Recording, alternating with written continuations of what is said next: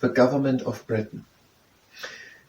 The whole country of Britain is split up in little local areas, and they are called parliamentary constituencies.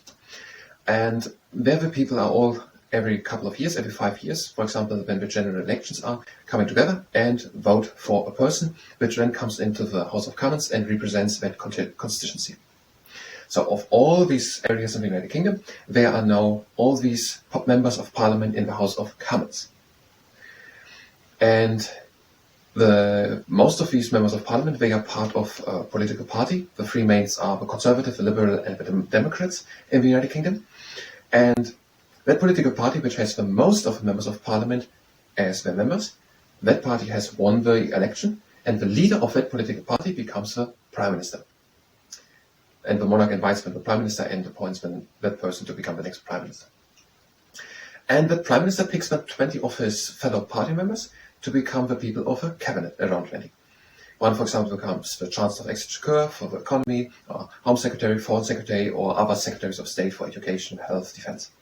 And they are then all the cabinet, these 20 people selected by the Prime Minister. And they are meeting from time to time and discussing so that they have a consensus on how the politics should go forward in the next coming time. The opposition, that is the second largest political party. So they can't put forward the Prime Minister, they are the second largest, and there's also a leader of the opposition. And they are forming a little shadow cabinet, and they're pretending to be the ministers, so that they're also pretending, what would I have done if I would be in the position of the actual minister? And when they, for example, once a week at the Prime Minister's question, they're going to tell to the Prime Minister, we would have done that, and we would have been much better.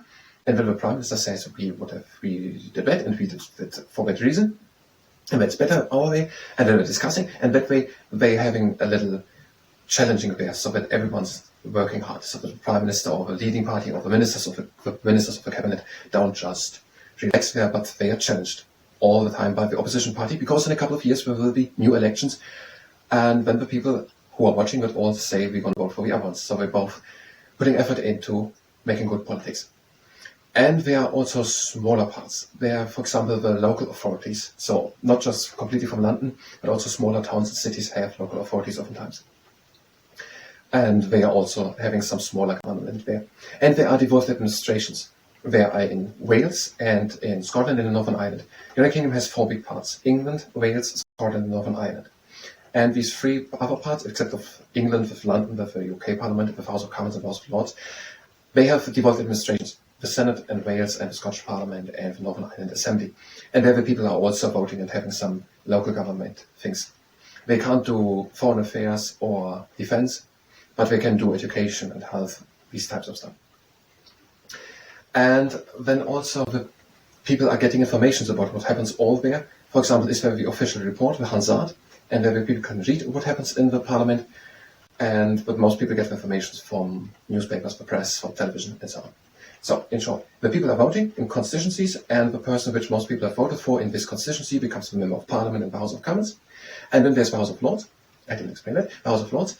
And the Prime Minister and also the leader of opposition, there can be people who are independent of a political party, who do not be part of a political party, can be advised to the monarch, and the monarch appoints them then to become peers in the House of Lords.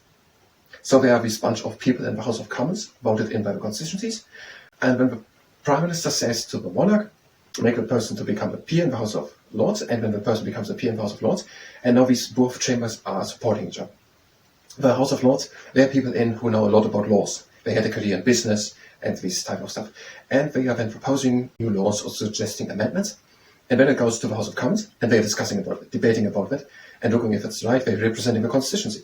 And then it goes back and forth and back, and the House of Lords looks that the new law is fit for purpose, and then maybe it gets implemented. The House of Commons can overrule the House of Lords. So the people in the constituencies are voting for the members of parliament. The members of parliament are the House of Commons. When the Prime Minister or the opposition leader advises them and they're appointed by the monarch to become the peers in the House of Lords, both parties are working together to make good laws and good politics. And there are also local authorities for smaller towns and areas, and also the devolved administrations in Northern Ireland, Scotland, and Wales. And the media is covering that one. And that is the government in the United Kingdom, and that is according to the Life in UK Test Handbook on several pages, for example, 1 of 40 and 50.